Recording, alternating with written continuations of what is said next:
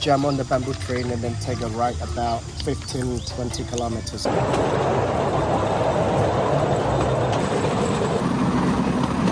There's river tracks here. It was built by the French. So they create this making the bamboo bed, and then they used the wheel from the tanks that left over after the war. So it could carry 10-20 people. Originally they used the bamboo stick, roll it like rolling a boat on the railway track. What a beautiful place with beautiful people. This is should be the way of life. No stress early up in the morning. Just come around, have a chat, buy some food. This local market here is very friendly. They don't have a refrigerator to store these things, so everything's sold fresh, eaten within the day. All right, so here's a look at how you flip a bamboo train. I don't want this to lose. I want this to keep on going for generation and generations.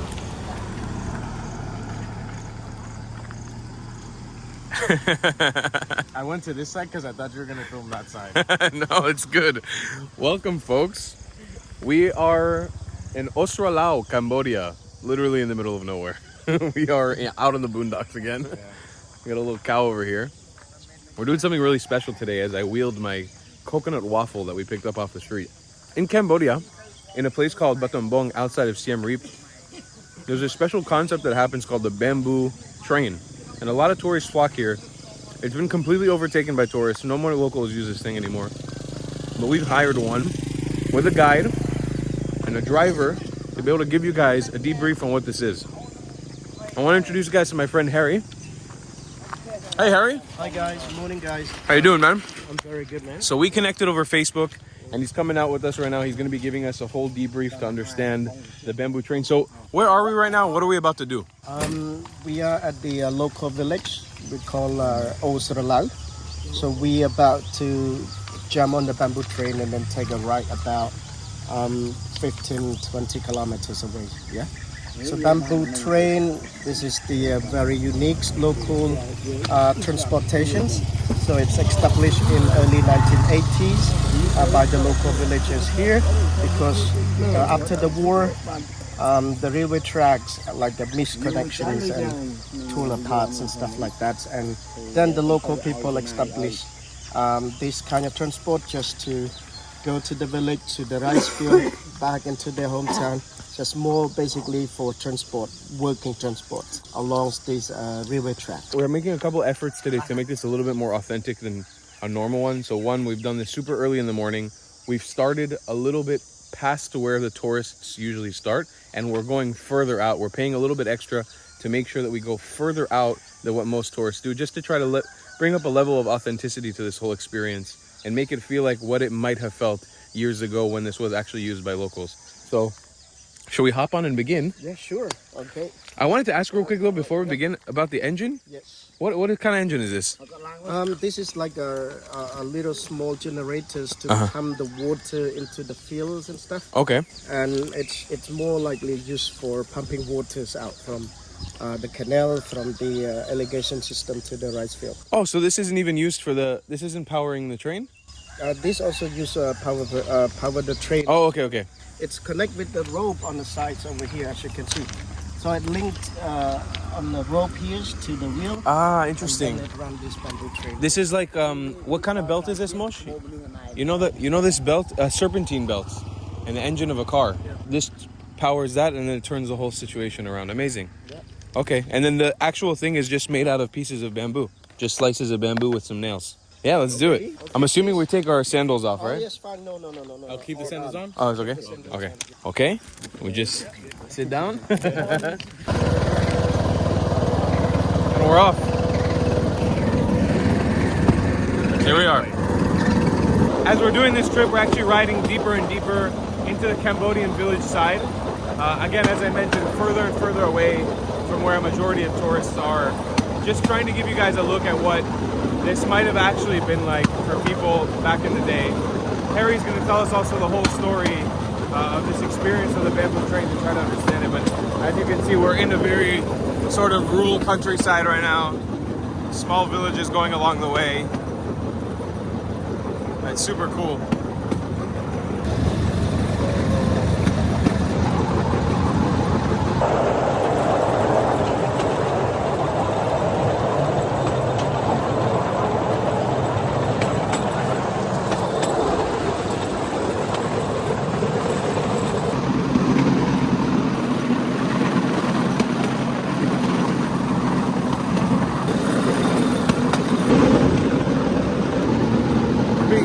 down by some cows right now.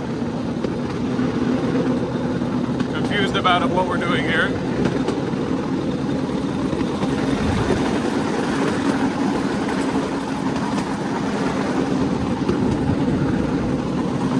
Wanted to fight. Alright, so we're getting ready to cross our first road right now. Interesting to see how this is going to do. He's slowing down quite a bit. Clear and onwards we go. We've got quite a long journey ahead of us too. It's a lot less typical of the tourist route. Usually it's about a 20-minute ride. I think we're going almost an hour right now. Deep in. Oh, I feel bad. I feel like we're impeding on the market.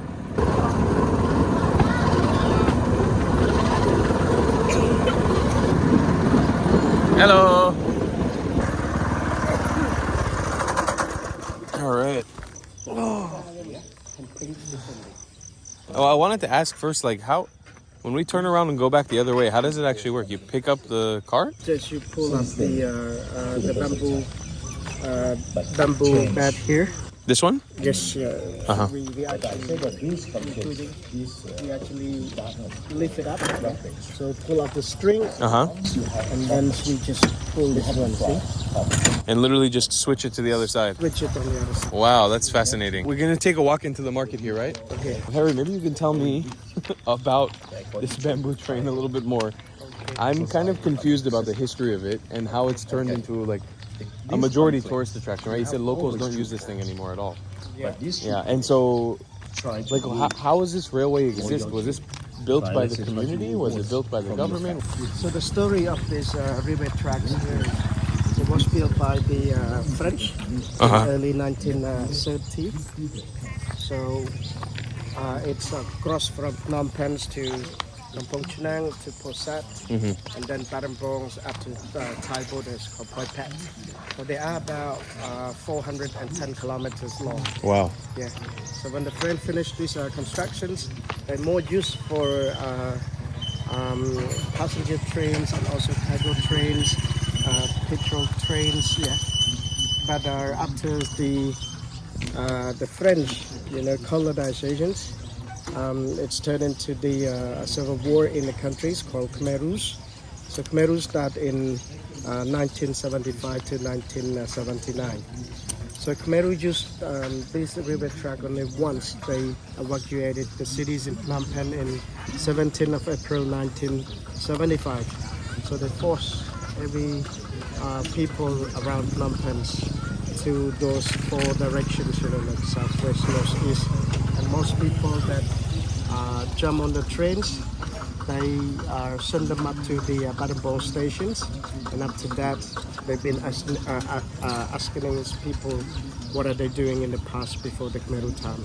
So if they were a doctor, professors, so they asked those people to raising up their hands and then put them into several tracks in the cities. And after that, they brought them to one of the mountains over there. So we might see straight up down there. It's called Phnom Tapade. So that mountain just back there, That mountain. that's Phnom Tapade. Yeah, Phnom Tapade.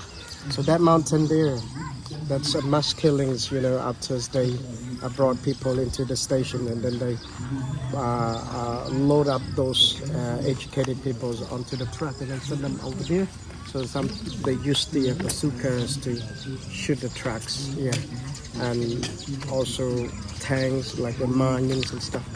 So just explore the tracks out and then kill those people during the Khmer Rouge time. But later on, after the Khmer Rouge collapse in early 1980s, the local people have very much access to their own rice field, to their village, called walk. So it takes them so long to walk into their rice fields and stuff. So they create this, idea of making the bamboo bed, and then they use the wheel from the tanks that left over after the war. Oh, those are wheels from, maybe not that one, but the old, that's the those are wheels from a tank. Yes. Wow. From the the old tanks that left over after the war. At the on the train tracks, and they made like a bamboo bed, put it on the top. So back originally they used the bamboo stick to push it. Yeah, so roll it like rolling a boat on the railway track. So it could carry like 10, 20 people, could carry up about like 4 or 5 motorbikes on the bamboo trains. Early of that years, so they have no machines or anything, it's just the bamboo stick. 2 people at the front and 2 people at the back. Just paddling it, basically. Yeah. Oh, wow. Paddling it from village to village. Later on, you know, they found the machines when the country is more open, the border is more open. So they got these small little generators. So basically they bought it from Thailand.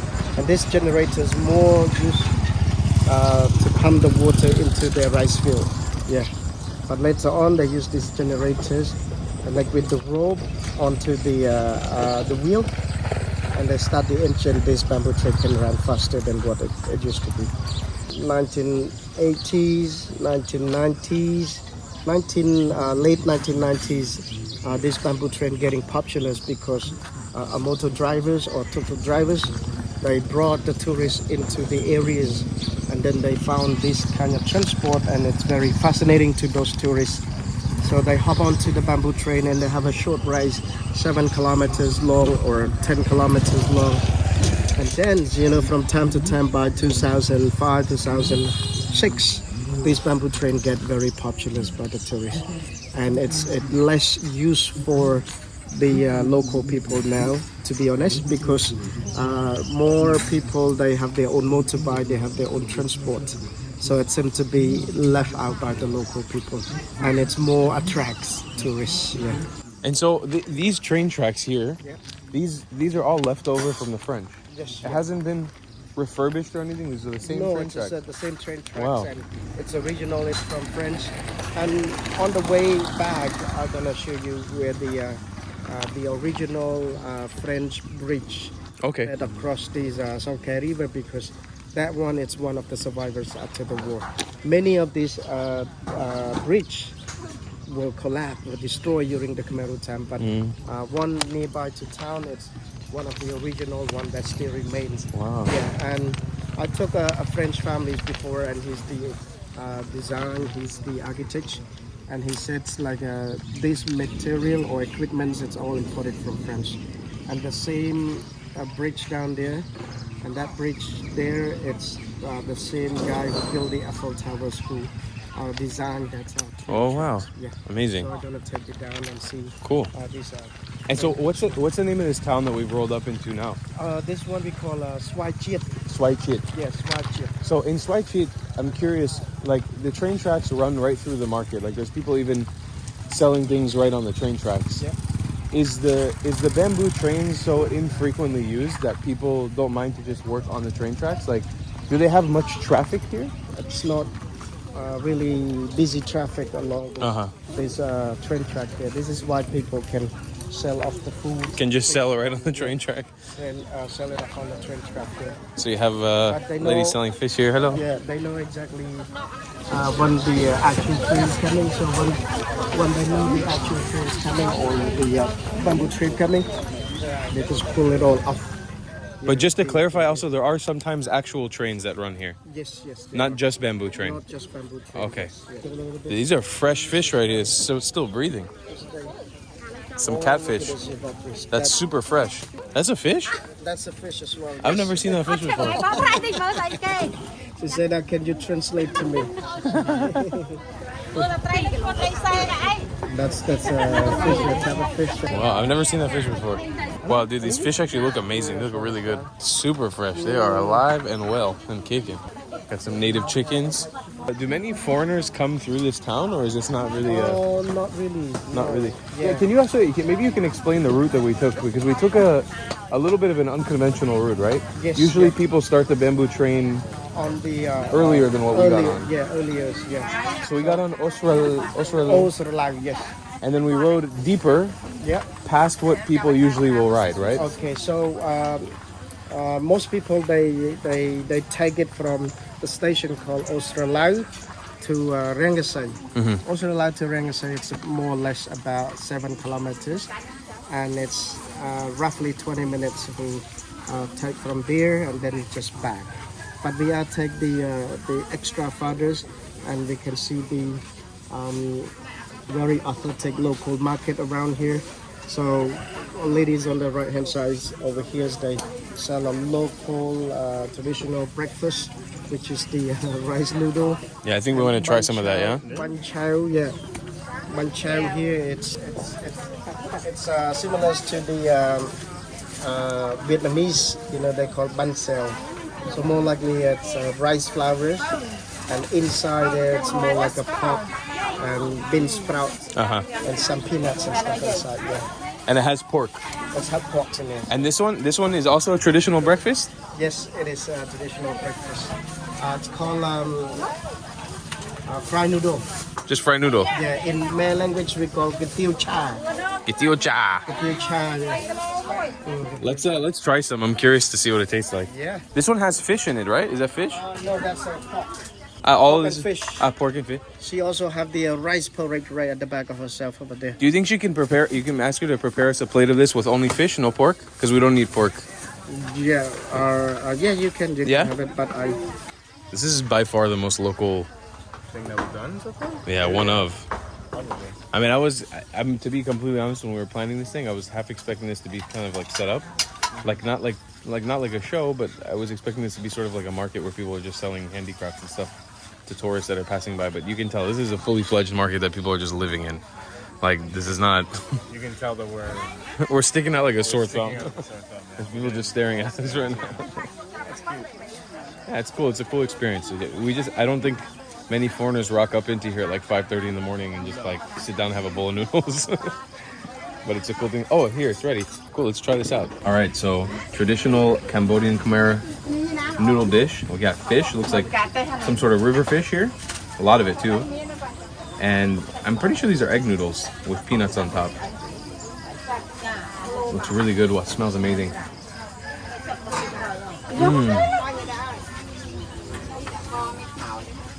Wow, that is so good.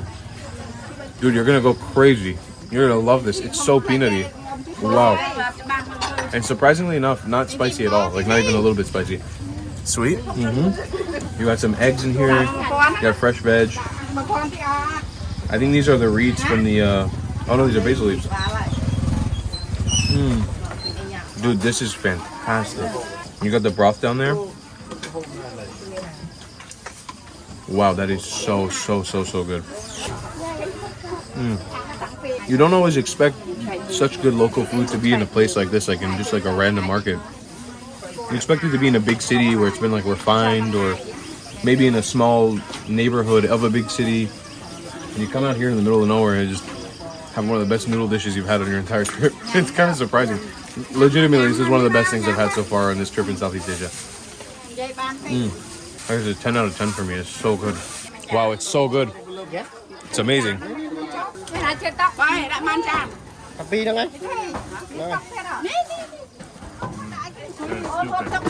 So good, huh? It's like so sweet and tangy. And this is very traditional. It is, yeah. Cambodian traditional breakfast. It would be best as well if you can have that one, like This fried one? that fried ones that we call a chak kwai. You eat it together? So you cut it small pieces on the top of it and mix it. I just take one? Take one, yeah. Okay. But yo chak kwai mui me. Okay. Okay. They call a chak kwai. Maybe I give him here half. I do half like that, half. So you just peel it. Yeah, you just like that? Yeah, like that. Okay. That's right. Yes. Chak Wai? Chak kwai. Chak Wai. Okay, Chak Wai. Let's try it.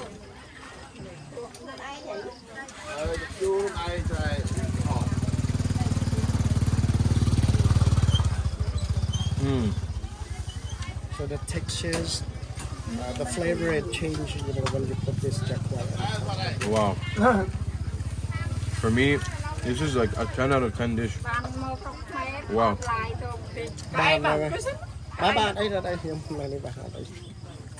So good. Honestly, I'm like amazed by how good it is. How much does something like this cost? I think my chan bahaya money. 3,000 real. 3,000. Yeah. That's 75 cents. 75 cents. Yes. Not even $1. Not even $1.75 for that. And this is a like it's a big bowl of food. It's very, very filling. For one person, it's more than enough. Like look how much food you have in here. Look at it, yeah. Just amazing. This is Wow. very local, authentic, breakfast here. Like most people, they have baguettes, omelette or Americans breakfast, baked bean on toast and stuff like this. But this is actual a real Cambodian taste, yeah. Real authentic Cambodian Amazing. Thank you so much. I wasn't expecting to try something like this today. This is one of the best dishes I've had in my whole trip in Southeast Asia. It's good to hear. Really, really good. I also got something for you to try as Okay. well. So this one is called Numakao. It's also traditional Cambodian. This is more likely used for a snack or a little dessert after main dish, after meal. We call Numakao. So the yellow one, it's made from the palm fruit. Mm-hmm. So palm fruit, it's very useful, like the fruit we can use to make a smell like good for the cake, and a coconut flesh over here. So I'm gonna go with the coconut flesh. Oh, cool. So you scoop it with the coconut flesh. Coconut flesh, yeah. Wow. Come on, yeah. So it's like kind of like a cake. Yeah, very much. So it's a sweet. But you eat it during breakfast or any time of the day? Breakfast, lunch, yeah. After lunch, yeah.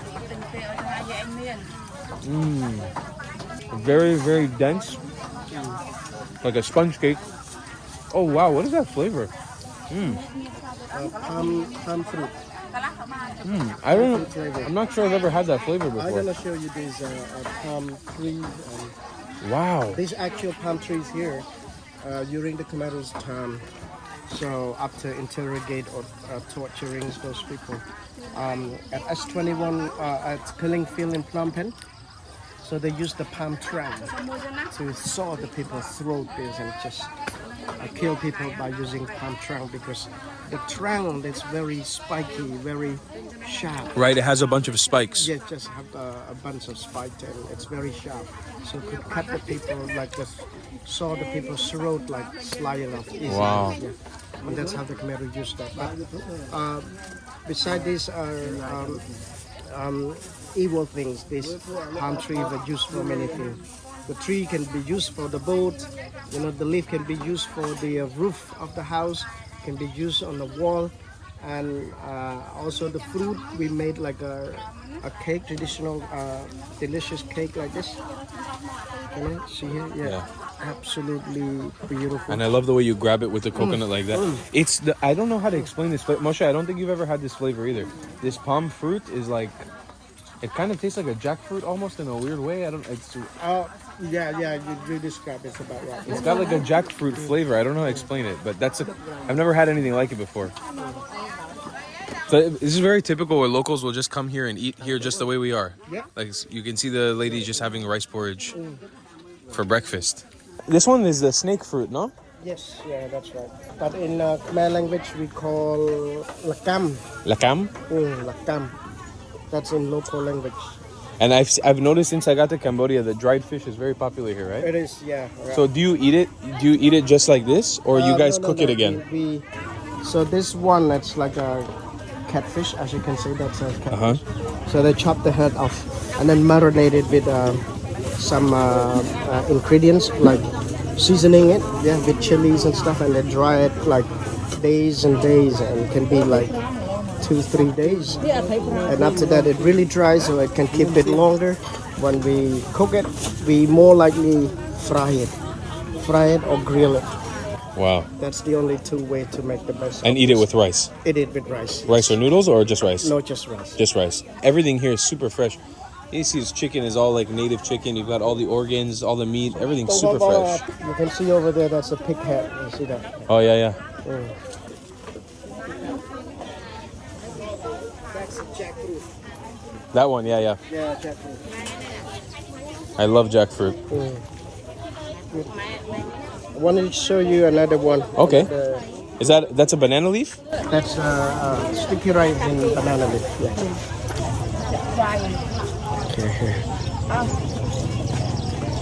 Sticky rice and Sweet potato? jackfruit. Ah, with jackfruit inside. Would you like bite? Yeah, would love to. Take the whole thing. I have another one. Wow. What is this one called? Noman Som. Noman Som. Sticky rice and jackfruit. Wow. Dude, they're like some pro chefs out here. They're making some... Yeah, I know, right? It's so good. It's amazing. Yeah, it's really good. Wow. The thing is with these flavors, they're not like overpowering, like sweet in any capacity. It's just like really basic. But that jackfruit in the inside almost tastes like it's been cured with sugar or something. I don't know. It's really, really good. That's really good, man. And that noodle dish is insane, no? It's stupid good. It's stupid good stupid for good. 75 cents. The basil and the sweetness is like, wow. Now this is quite a place to be. What is this dish called? It's called a Num Pan Chok. Num Pan Chok. Num Pan Chok, yeah. It's, as you can see here, on the bottom is the vegetable, and on the top here it's like a peanuts, yeah. Sauce on the top, and we have a local traditional soup. This almost it looks like curry. Is it curry or no? That is curry. That one's curry. This is the some lo prahar with fish combination, Okay. garlics, yeah, and everything's mixed up together. And that one is chicken curry. Chicken curry. Yeah. So Oh, that's nice. a rice noodle, and that is a vegetable. So their vegetable, it's all mixed up together with Okay, so she puts banana flowers, yeah. she puts the rice noodle in a bag with vegetables. Yes, yeah, and then pop up with the soup. Yeah. So if you want to add a little extra flavor on the top of it, so we can do some salt, a bit of salt,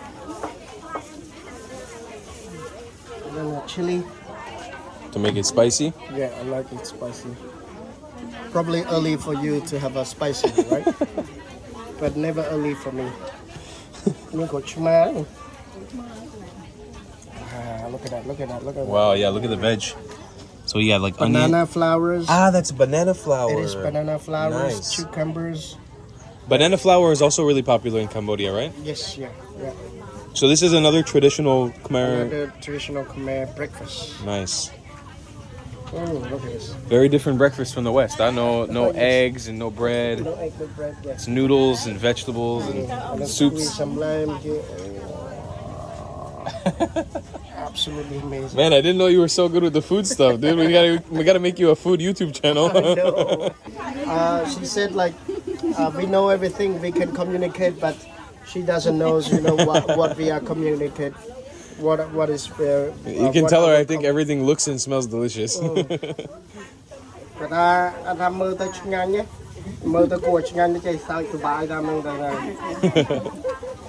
this, look at it. Absolutely amazing. Yeah, see here, see here. We'll have a big bite of it. Oh, nice.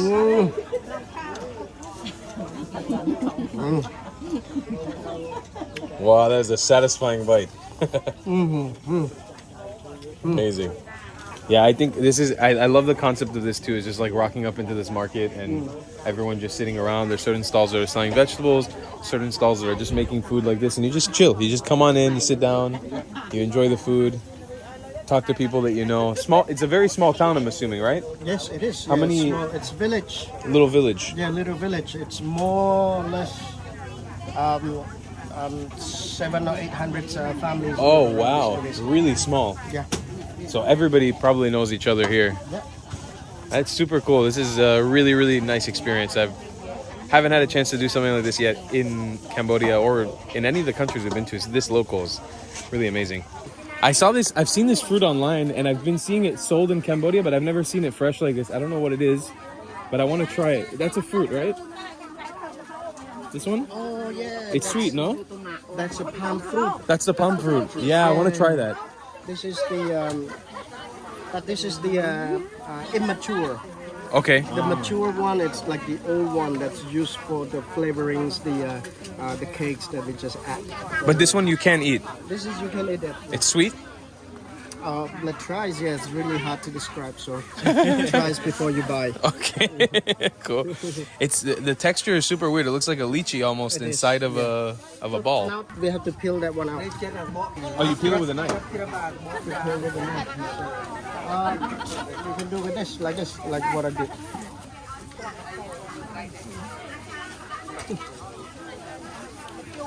Okay.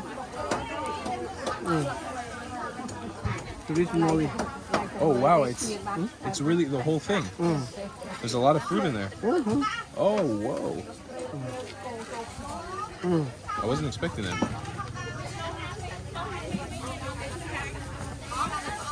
Peel it. Okay, I'm curious to take a bite. It's so weird. The peel is like bread. When you peel it, yeah, that's it. Okay. Bite, yeah. There's a little juice.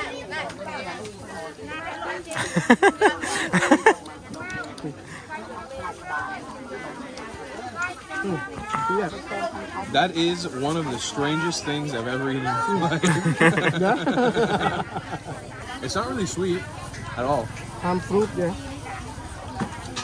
The texture is amazing. It's like a coconut, but better. Yeah.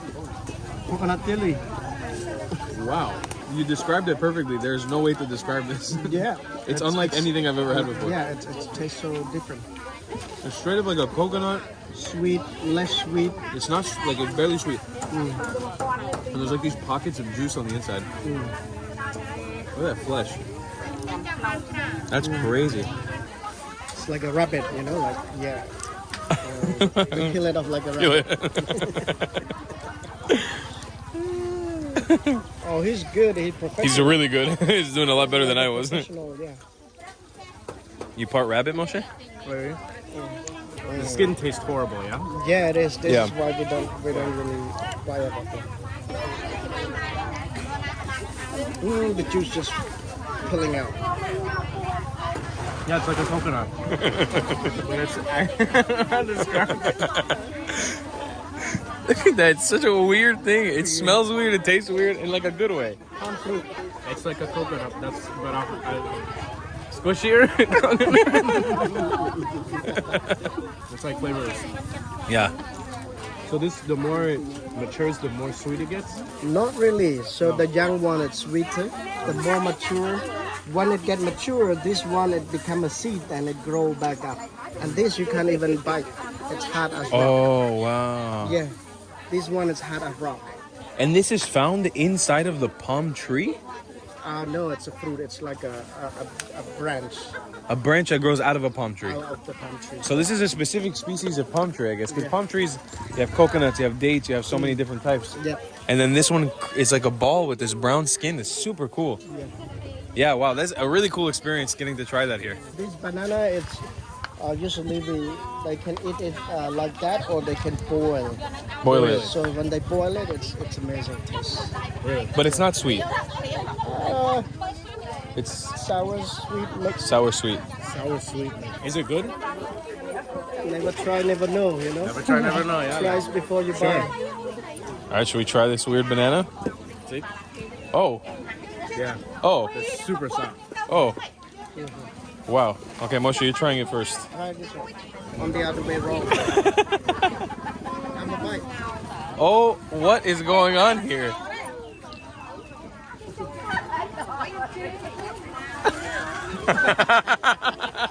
It's like a plantain. So not sweet. It's sweet, but like when you fry a plantain, that's what it tastes like.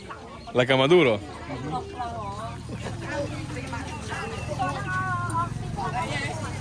It's a plantain.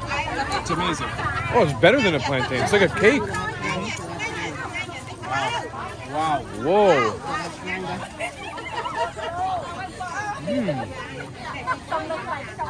I've never had a banana like that in my life. Amazing, man. Good call. Wow, it's like a jello-y cake. I don't like that bananas when it's squishy. So like, yeah. It's super squishy. Very squishy, but amazing. You're saying you fry this one? Oh, boiled. Boiled? Yeah. Oh, dude, I bet that's amazing boiled. Yeah, but before that, that's so good. Wow.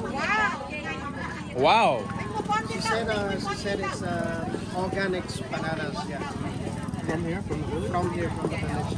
That is awesome. I'm so happy we tried that. Okay, it's from her house.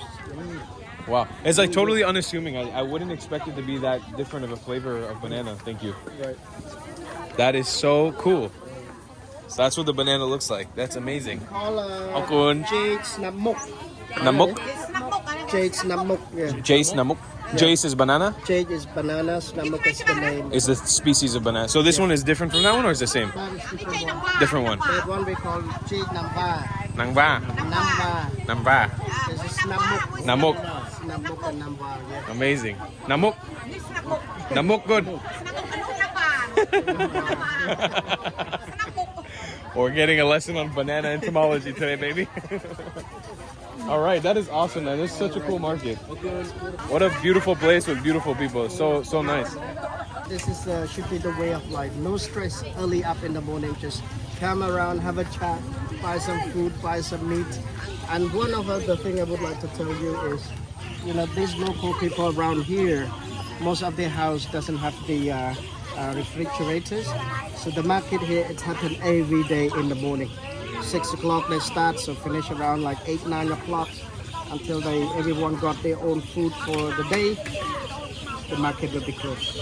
And then it start again tomorrow morning. Yeah. It's repeated regularly every day. And that's because they don't have a refrigerator to store these things, so everything's sold fresh, eaten within the day. Yes, as we can see when we walk past, you know, in early this mornings, you know, we see the fish just like popping up their mouths, just take a breathing of the airs and stuff. Look how fresh it is. Yeah. Tu tơ co đây. Vẫn hút mấy cái. Đây này. Giờ có tinh như thế nào hút vào. Tê, nghĩ đây. Đã tôi rừng cái chân bạc. So he said like, what are you talking about?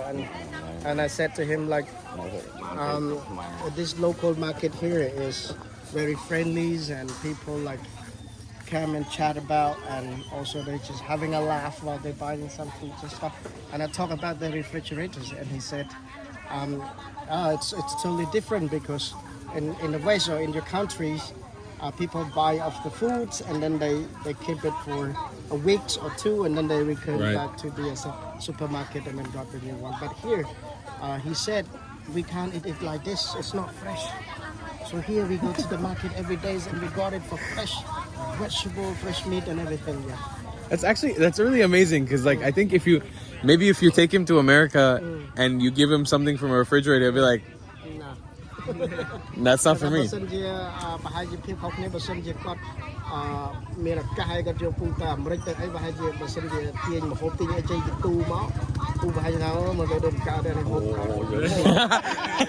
I saw the look on his face. He was like, oh no, not a refrigerator. It's got to be fresh. It's going to be fresh. That's so awesome. It's such a cool perspective to have. I love that. Imagine bringing him to give him like a watermelon from a fridge. He's like, nah, I need that shit fresh. It's gotta come from the market or not. He said like the rooster start in the morning when you come around, the meat is fresh. Blood is there, you know, like right fresh out of it. Yeah. That's amazing. So heading back on the train now, huh? Yeah. All right, so here's a look at how you flip a bamboo train. To go the other way. So we're going this way, now we gotta go back that way. That's not that heavy. And look, the axles are literally just sitting down on the track completely. That's insane. Oh, wait. This is straight up one of the most rinky-dinky things I've ever seen in my life, and I love it. It's amazing. It's just kicking the axle down. Okay, so you've got some wood cutouts there. That's where the axle is sitting on. So he moves it with the serpentine belt. I guess it's not really a serpentine belt. It's just maybe a chassis. I don't know. That's super heavy. Try it. You taste this one? You taste that one. Leave out. There's everything over there. He wants you to deadlift this. Ready? Get into form. 1, 2, 3. That's not that bad. You do curls with it. Oh, okay. Moshe, there's going to be a wife running to you in 20 minutes. So you can see there again, there's a cutout. The wheel just sits there. Right there, yeah. And these again, these are the wheels from the tanks. Yes, that's right. That's crazy. That's the inner axle of a tank. That's insane. Puts the belt right back onto the generator. And we're good to go, huh? Yeah, we are good to go. How does he actually control the speed that we're going at? Oh, this is high, this is low. That's the gear. That's the throttle. Okay, so Throttle, yes. he can move it up. That's the fastest. No, the No, it's the faster in the back. slowest. That's the slowest. This is the slowest. There's a turtle on the end. I see. And then There's a rabbit speed on the gauge. left. Yeah. Okay. Yeah, So that's fast. That's slow. yeah. Cool. Okay, so I'm gonna show you guys how this train gets started.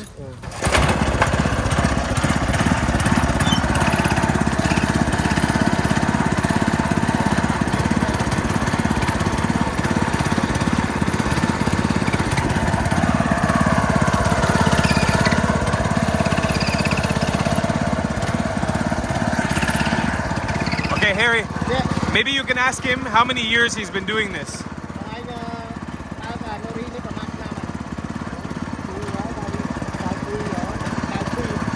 Since 1992. Since 1992. Wow, he's been driving bamboo trains around since before I was born.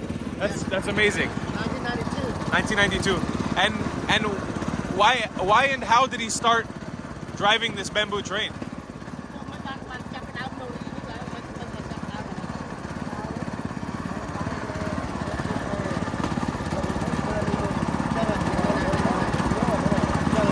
So at first started, the people who start over there, down there.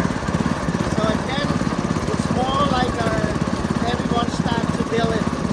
So each family, they build by their own bamboo train and more used for family transportation. Wow. Before there's a bamboo, you roll it like rolling a boat. Before the engine. Before the engine. Okay. Maybe you can ask him, has he ever done this as a job? Or has this always just been something he does as a family?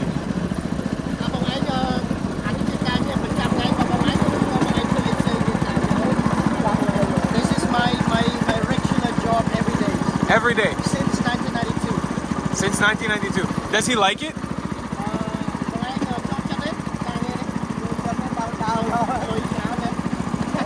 Yes, I like it. Yes. Since I start this job, I love it. I love it.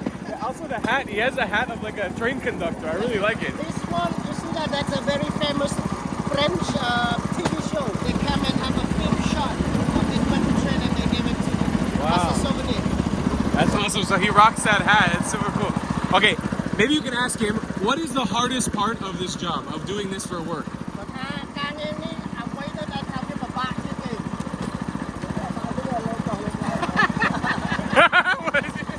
He said like the hardest part of his job is to carry this bamboo train out and on.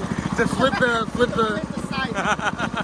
The thing is that this bamboo train, sometimes when they saw the other one on the opposite direction, so they have to compare which one is the heavy one.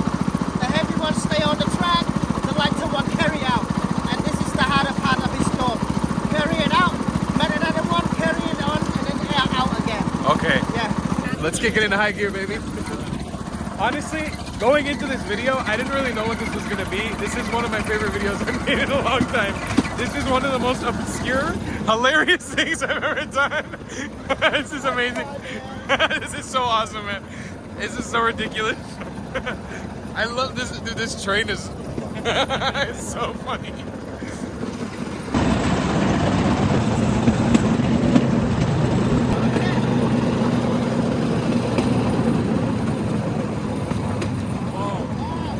What is that?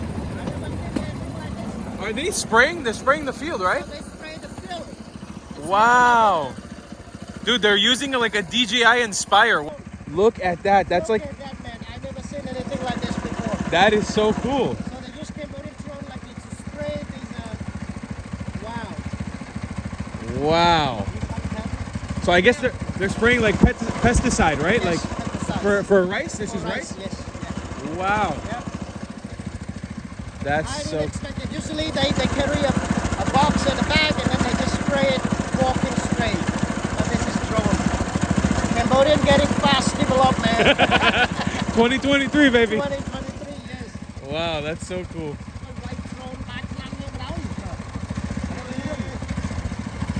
Amazing. So funny thing too is with this train, you can't go backwards. It's only forward. So if you want to stop, you can't like reverse back if you want to see something. You just got to keep going straight. And if you want to go back the other way, you've got to flip the drone over. Or the train over, not the drone. I got drones on my mind. Dude, this cow is looking to fight. Not this one, that one. Looking at all aggressive.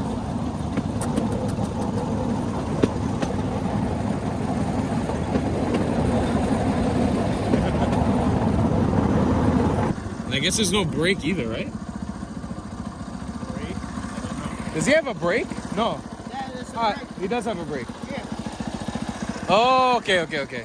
Okay, so I've made them stop the train in the middle of the track. I know this is super unconventional because there's zero traffic here. It's not like we don't have to mind of another train coming through or something. No. We're just good. I really wanted to get in depth and talk about this bamboo train thing because I've seen some YouTubers, I've seen tourists come here and I've seen them talk about this and do this experience, but I want to actually ask a conductor of this train questions, like deep questions about the implications of having this thing become a tourist attraction. So let's get right into it. The first question I'm really curious to ask is, does he realize and know that this thing has become just a tourist attraction at this point? Tourist attractions. ก็ថានៅពេលដែលបងឲ្យបើកអានរីដំបូងនេះតែបងឲ្យមានអារម្មណ៍មួយថាវានឹងល្បីសម្រាប់ភ្ញៀវមកមើលចឹងណាមានតើកាលនោះវាកាលយូរហើយបើយកទងប្រហែល97លេងហ្នឹងដែលមាន97ចាប់បានមានជនជាតិបារាំងឯមកថតក្រែងធីនោះធីនោះបើកទៅឃើញគាត់ពងលាកកសែងនឹងជាមួយបារាំងមួយ So he have a feeling of it, you know, when he started into 1992 and then a little bit by little bit more and more people coming. So in 1997 so there's a French a company, so they came and filming this bamboo train with the managers of the train conductor around here. We met this morning, so yeah. So you have a feeling of this getting popular by the tourists after the videos and stuff. Yeah. Does he want this to continue as a tradition in Cambodia, or he's happy that it's become more of a tourist attraction? គាត់ថាបងឯងចង់ឲ្យវានៅលក្ខណៈត្រង់ទីដើមរបស់វាធម្មជាតិរបស់យើងអ្នកបង្កើតទៅឬក៏បងឯងចង់ឲ្យមានទេសចរណ៍នឹងកាន់តែច្រើនមកជាងនោះមានឲ្យមានទេសចរណ៍ច្រើនមកបានមកជួយ សហគមន៍អូយអូស្លាវនោះបានច្រើនកកកយរីកឡើងទៅមុខទៅ He also want this to get more and more popular for this bamboo train here because it's helping these local communities down there by creating a lot of job for the people and living in this Australao village there. Cool. So by tourists, foreigners coming to Battambang and then Australia to ride the train, it's actually supporting the local economy. That's right, yes. Yeah. Okay. And I'm curious for him to ask him, like, does he see a future where the train goes away completely, or he thinks maybe this can continue on forever? Like, is this something that if he has kids, he would want to teach his kids how to pass it on to them? To the next generation, okay. គាត់ថាតើបងអាចចង់ឲ្យអានេះវាដំណើរការទៅមុខទៀតឬក៏ អានេះវានឹងបាត់បង់នៅថ្ងៃណាមួយមិនខានទេបើសិនជានឹងតាមគេថ្នាក់លើវិញខ្ញុំឲ្យដំណើរការរបូដោយនឹងចង់ឲ្យដំណើរការរបូដោយចង់ឲ្យកូនចៅតតំណែងហ្នឹងទៀត So មិនយកឲ្យបាត់បង់នេះបង Okay I don't want this to lose, you know, like I want this to keep on going for generation and generations. I want to pass on to my sons, my children's. Amazing. And this kind of job, it's really helped these local communities. Yeah. Amazing. So I just hope that, you know, the high officer for this train conductor will keep this bamboo train on running. Yeah. So, okay, you were mentioning, I'm curious, is this something that is planning on going away? Are they taking the train away? About the bamboo train, the railway track, it's, you know, like many years been abandoned, and then the local authority, local governments are loans a lot of money from China and also from ADB, Asian Development Bank. So they remodeled the train tracks about 10 years ago, And nowadays this train track it's already remodeled, and there's a regular trains running from Phnom Penh to Battambang like 6 o'clock in the morning, and they get here around about 1:30 or 2 o'clock. So it's affected this bamboo train because the regular train start to running, and by the local authority this bamboo train they want to finish it all out, Get rid of it. and then just more likely passenger train and cargo trains or petrol train. Recently they study about the fast bullet trains to cross to the borders of Thailand. So that's one thing about the villagers worry a lot about, when are they going to stop this bamboo train running. Okay. And I'm really curious to ask him too. He works the last, let's say 10 years, 20 years only with tourists? បងឯងធ្វើការប្រហែលជា20ឆ្នាំជាងនេះធ្វើការតែជាមួយដឹកតែបរទេសទេឬក៏ដឹកខ្មែរដឹកអីដែរតើពីដើមយើងដឹកខ្មែរដល់ពេលយូរទៅអាខ្មែរឈប់ទៅមានបរទេសមកតែគេដែលដូចថាគេនេះមកហ្នឹងគេមកវីដេអូមកអីបាទមកវីដេអូជាល្បីតាំងពីឆ្នាំនោះមកល្បូ At the beginnings we transport the local people as I mentioned earlier, so transport local people to the rice field, to the village, to Tepade mountains and stuff, but since the French movie came around and have a shot of videos and stuff, so it become more and more popular for the tourists. So it's a combination. So sometimes the local people hire him to go somewhere. They also do it. Okay. Sometimes tourists, so they do a short distance for the tourists. But it's never used anymore in a practical sense because people can just use the motorbike. That's right. So even if it's Khmer people using it, it's also for for fun, for leisure. For fun, for leisure. Yes. So my main question was, when the pandemic happened, how badly was he affected? Like what happened to him during the pandemic? សំណួរសំខាន់របស់គាត់គាត់ចង់សួរថាចុះបើយើងអត់ដឹកខ្មែរដឹកអីផងចុះអាពេលកូវីដនេះតើយើងបានអីបើទេសចរអត់មកសោះអញ្ចឹងធ្វើឲ្យគេបិទអត់មានណាសម្រាប់ឲ្យធ្វើបាទគេសម្រាប់មានធ្វើហ្មងនៅតែផ្ទះអូ that's យើងបានតែមុខបរហ្នឹងដល់ពេលបិទទៅជាប់ So when the COVID hit these areas here, all the conductors of these bamboo trains have no job to do. We just doing nothing at home and look after the children and stuff like that. So because this is realized on the tourism. Wow. So and how long? How many years was it until tourism? ប្រហែលឆ្នាំដែរបាន COVID ណា COVID យើងតាំងពី19មក since 2019. So from 2019 till now it's still affected, or has the tourism sort of returned already? ចាឥឡូវមកវិញតិចតិចហើយឬក៏យ៉ាងម៉េចប្រាំងហ្នឹងហើយមកវិញខ្លះជាមកយេ since 2019 and until today it just a little bit by a little bit, just slowly, a little bit. slowly. It's not as many as it used to be, but it's slowly returning. But yeah, you can tell. I mean, we're even in the low season right now in Cambodia. It's super hot. Like we've stopped for 2 minutes. It's like sweltering hot. So I'm sure that this is something that people do a little bit more often as the season begins. But yeah, it's got to be a tough time. Like after the pandemic, coming out of this. And maybe tourism has changed a little bit, and just having to adapt to a world like that is something that's very difficult. My last question for him would be about this, like, if he has any message, insight. Look, he's a man who's been. You can tell him like this, like he's a man doing a very specific job, something that not a lot of people, very different way of life. I'm curious if he has any life advice or something, a message to the world. Okay. I know it's a deep question, but សំណួរចុងក្រោយរបស់គាត់ហើយក៏ជាសំណួរមួយដែលថាគាត់ចង់ដឹងមែនទែនហើយគាត់ចង់សួរបងថាបងការងារនេះបងធ្វើប្រហែលជារយៈពេល20ឆ្នាំទៅហើយណាហើយឥឡូវបើសិនជាបងចង់មានអីនិយាយចេញពីក្នុងចិត្តដើម្បីឲ្យតាក់ទាញឬក៏ដើម្បីឲ្យនេះឥឡូវជួយបងឲ្យជួយដាក់យោបល់ឥឡូវខ្ញុំមិនចង់អីទេខ្ញុំចង់ឲ្យស្នំពោខាងគាត់ហ្នឹងឲ្យឡាយបានជនជាតិមកអូស្រាវច្រើនមកហ្នឹងវានេះហើយវាសบายចិត្តហើយហើយចូលមាន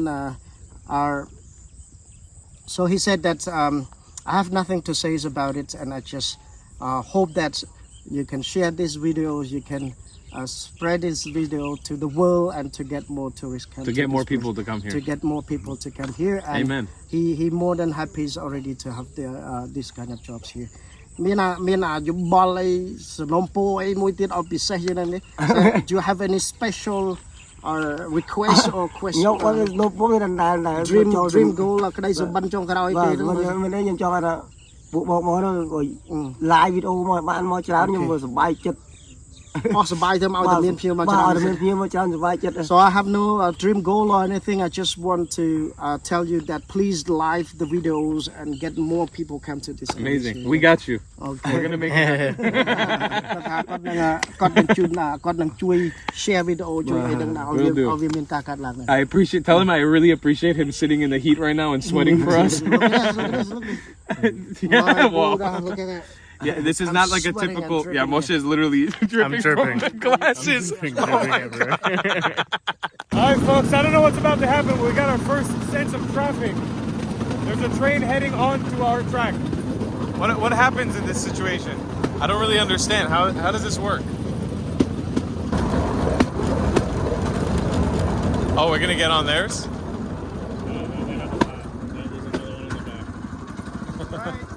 What happens now? Yes, You need to get off? yes. And then? Because they're 2, 3. So then we take our train off the track? Yes. Oh, wow, really? We That is hilarious. That's so funny. Oh, there's a few trains coming, huh? Hello.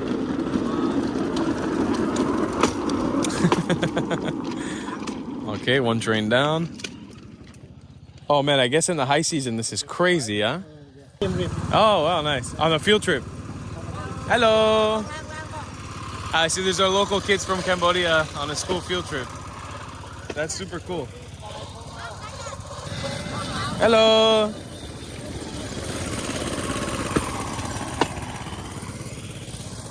Is it common that kids will come from school to do a field trip here? Yeah. Yeah? Yeah. Hello. This is one of the funniest. This has got to be one of the funniest videos I've ever made on YouTube. This is so ridiculous. I love it. Hello. Hi. Good morning. Kuya's gonna deadlift. Bamboo train coming back on. And just like that, we're back on the road, baby.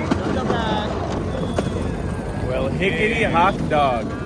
Hot dog. Well, hot dogs. Give me a corn dog. Well, corn dog. Okay. Okay, Gordon.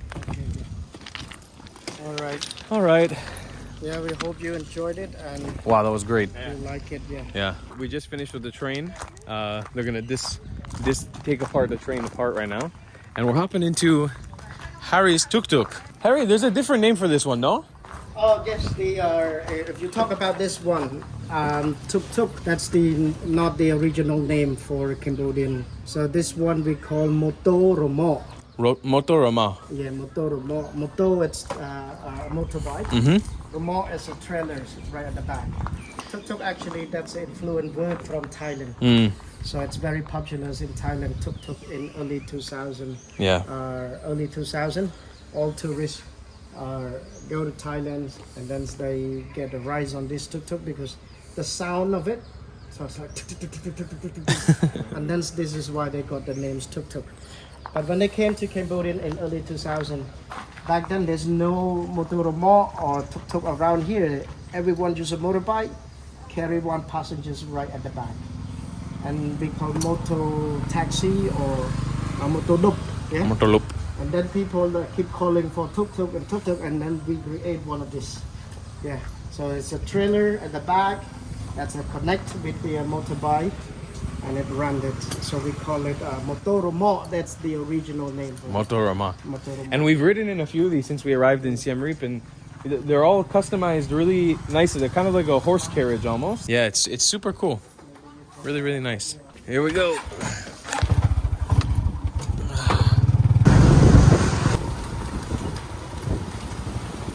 Okay. Oh, it looks in really good condition. Wow. 1930s. Almost 100 years. I mentioned in the earlier about the train track that's built in the early 1930s. And during the wartime, it's not many of this bridge that remain surviving. So many of them, Meru, they use the hand grenade, Mm-hmm. bazooka, everything that could destroy the bridge as much as possible. But this is one of the survivors bridge in Battambang. So many of them is the destroys. In fact, it's not in the original shape here. And so but this track goes all the way to where we were earlier. Yes. So technically, it's not allowed anymore, but technically you could ride the bamboo train all the way here. All the way to here, but it's close to there's a cities. So we'll pass the city street like this. It's very difficult. Very difficult and dangerous, probably. Yeah, You know? dangerous. Yeah. So that's definitely not allowed anymore. Nobody's doing that. They can. Ken? Yeah, Oh, okay. but in a secret way, you know. Secured, maybe like late at night. And late at night or something, yes. I'm just thinking about right now, it could be a crazy journey to go from like all the way to the border of Thailand, all the way to Phnom Penh on bamboo train. Oh, that's gonna be like a numbum. Nambam? Yeah. What's that? Your bum is numb. Your mom is like Nambam. Oh man. Can you feel that? You know, like Yeah. just this, just this about 15 kilometers or 20 kilometers. That would be crazy. Our bum is already numb. How long of a journey would that be? How many? Is that 400? 410 kilometers from Phnom Penh to Battambang to Khoi Phet. Khoi Phet. That would be like at least 10, 15 hours, maybe more. Can be, yes, around 10, 12 hours. Wow. That would be a crazy journey. Super cool though to see this. Old bridge. Harry has dropped us off here, going to Phnom Penh. Brother, Hey, thank you so much. Thank you. I'll leave any sort of contact information if you want down below in the description so people can get in touch with you if they're interested when they come to Battambang. That's beautiful. Yeah. That's really. And you guys can ride in Harry's amazing tuk-tuk. Thank you very much. Yeah, thank you. Thank you so Appreciate much, it. man. Appreciate it for today. Yes. Thanks. So this is our bus arrived now to Phnom Penh. We are going to the capital of Cambodia, capital city. Try to film some cool videos there as well. I'm excited. We're moving along here in Southeast Asia every day, bouncing to a new city, new place. It's crazy. These stories have been so cool. I hope you guys are enjoying the videos. I'll see you guys in the next one. I love you a long time. Thanks for watching. Bye, folks.